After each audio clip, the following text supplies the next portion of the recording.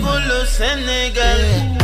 Jaratu garaba sonna manga jangale gita do bouger do fay wer nga élève te toll ci examen li nga soxla am na fi te mu gën la assurer. Je vais vous proposer des images qui sont sur les diapositives que je vais projeter. Alors je vous invite à me suivre et à bien suivre les diapositives qu'on va vous présenter. Voilà. Voir ici, en réalité, nous avons un schéma qui décrit l'œil. Le titre de ce schéma-là, c'est l'anatomie de l'œil. En SVT, à chaque fois qu'on vous donne, que vous avez en face de vous un document, un schéma, regardez d'abord le titre. Parce qu'il vous oriente au bac. À chaque fois qu'on vous donne votre épreuve, si dans l'épreuve-là, il y a un document sous forme de tableau ou bien sous forme de schéma, regardez d'abord le titre parce qu'il est très indicatif. Et là, vous voyez anatomie de l'œil. Nous avons dit que l'œil est composé par d'abord des éléments qu'on appelle des milieux transparents.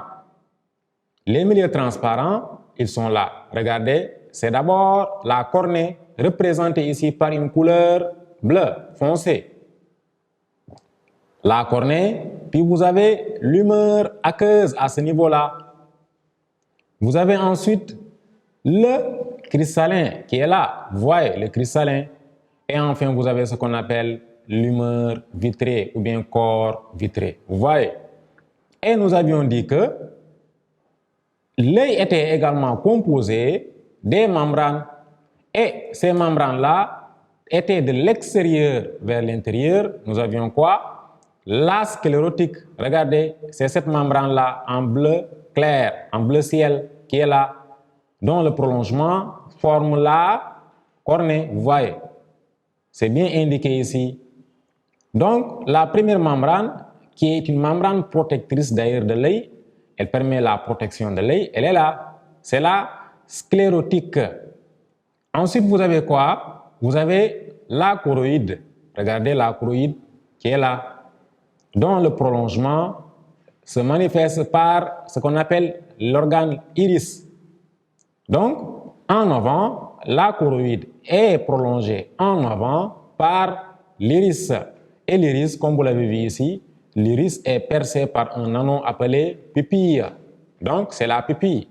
La pupille n'est rien d'autre qu'en réalité l'anneau que si vous regardez un individu, vous allez vous retrouver, vous allez vous voir dans ses yeux. Donc là où vous voyez, c'est ça qu'on appelle la pupille.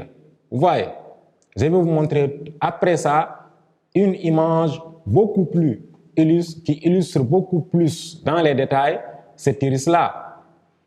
Et enfin, vous avez, en ce qui concerne les membranes, et enfin, vous avez la membrane interne qu'on appelle la rétine. Nous avons dit que c'était le récepteur sensible à la lumière. La rétine, elle est là. Elle n'est pas prolongée vers l'avant.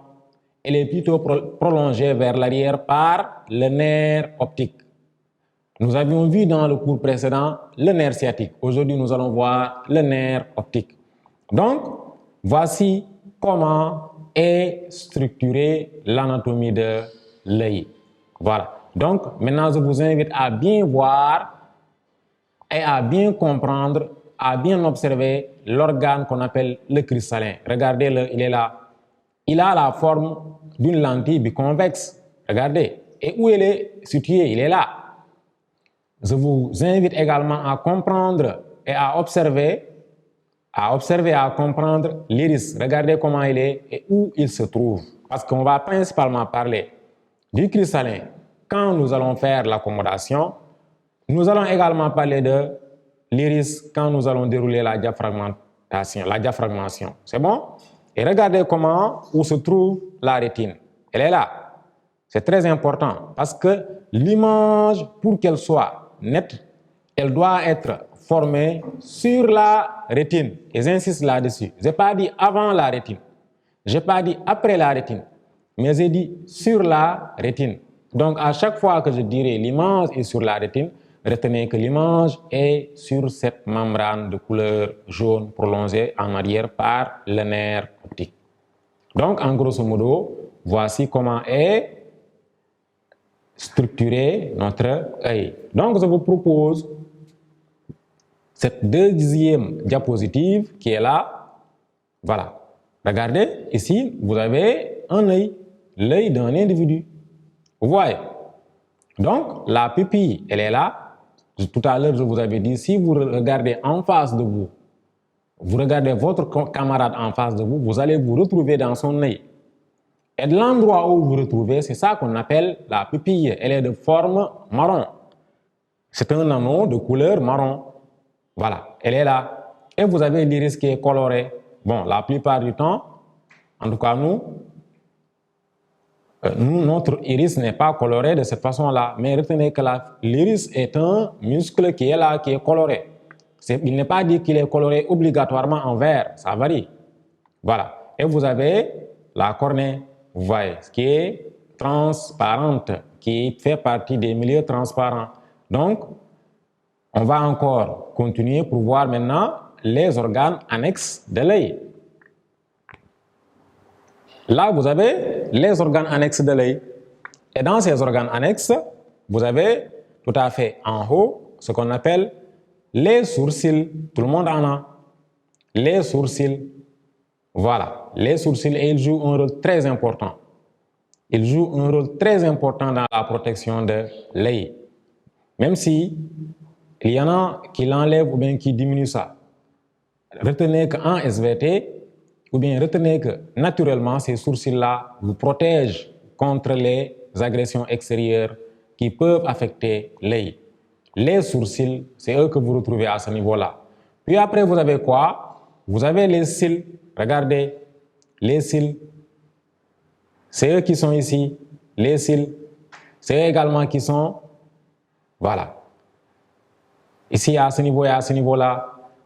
Voilà. Maintenant, vous avez toujours dans les organes annexes, vous avez aussi la paupière. La paupière supérieure à ce niveau-là, la paupière inférieure en bas. Donc, vous voyez, voici, ici, on n'a pas représenté les glandes lacrymales et les muscles. Mais retenez que les cils, les sourcils, les paupières, les muscles et les glandes lacrymales forment ce qu'on appelle les organes annexes de l'œil.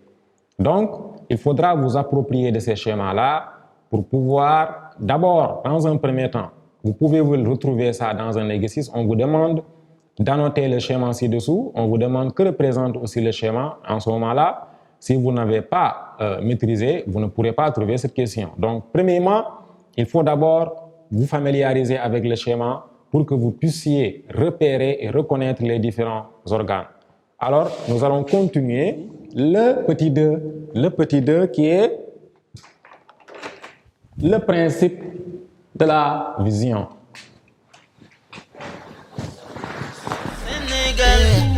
Jaratu garu basana manga jangale gita do bouger do fay wer nga élève te toll ci examen